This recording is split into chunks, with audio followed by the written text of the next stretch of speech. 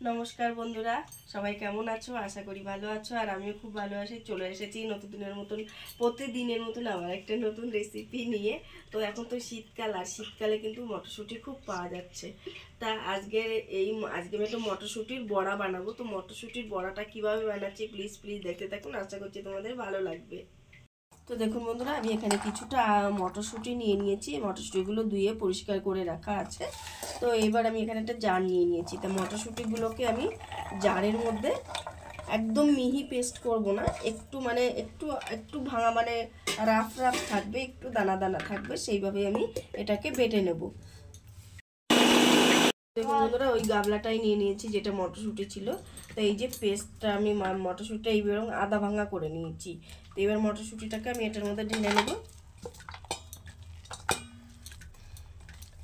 দেখুন একটু কিন্তু দানা দানা আছে, একদম মিহি পেস্ট করিনি। এটা একটু দানা দানা থাকলে কিন্তু ভালো লাগে।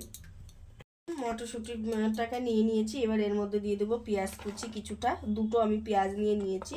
তো পেঁয়াজ কুচিটাকে দিয়ে দিয়েছি।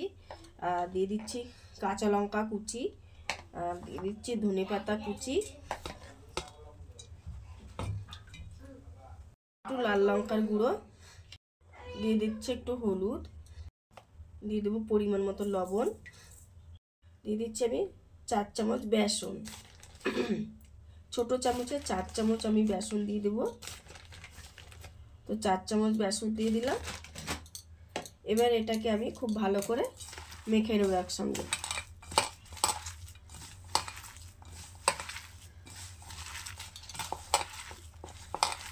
তো দেখুন বন্ধুরা, খুব ভালো করে মেখে নিয়েছি। এটাকে আমি এবার 10 মিনিটের জন্য একটু রেস্টে রেখে দেবো। তো দেখুন বন্ধুরা, এখানে একটা আমি প্যান বসিয়ে দিয়েছি। তো প্যানের মধ্যে 10 মিনিট পর চলে এসেছি। তো প্যানের মধ্যে দিয়ে দিচ্ছি একটু সর্ষের তেল। বড়াটা কিন্তু আমি সর্ষের তেলেই করব, আর এটা কিন্তু গরম গরম ভাতের সঙ্গে জাস্ট জমে যাবে। তো ওদিকে গরম হচ্ছে। এবার দেখুন এটাকে আরেকটু আমি ডলে নিচ্ছি, মেখে নিচ্ছি। তো এবার আমি ছোট ছোট করে এইভাবে নিয়ে এইভাবে একটু হাত দিয়ে চেপে দেবো, দিয়ে এইভাবে আমি তেলের মধ্যে ছেড়ে দেবো।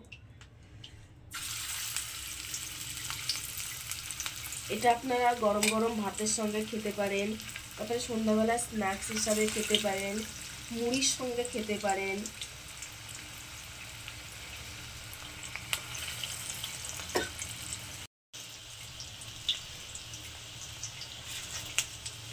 বড়াগুলো সব দিয়ে দিয়েছি।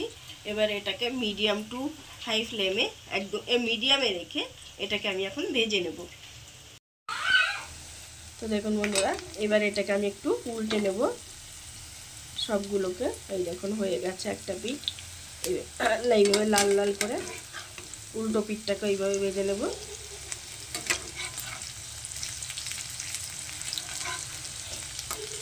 এটা কিন্তু খেতে দারুণ হয় মটরশুঁটির বড়া। তো দেখুন বন্ধুরা, পুরোটাই উল্টে দিয়েছি।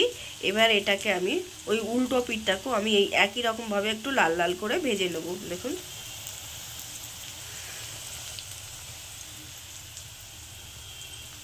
তো দেখুন বন্ধুরা, বড়াগুলো লাল লাল করে ভাজা হয়ে গেছে। এবার বড়াগুলোকে আমি একটা প্লেটের মধ্যে তুলে নিচ্ছি। তেলটা একটু সেকে সেকে তুলে নেব। কত সুন্দর হয়েছে দেখুন, খেতেও কিন্তু এটা দুর্দান্ত হয়। আপনারা একবার বাড়িতে বানিয়ে দেখুন এরকম মটরশুঁটির বড়া।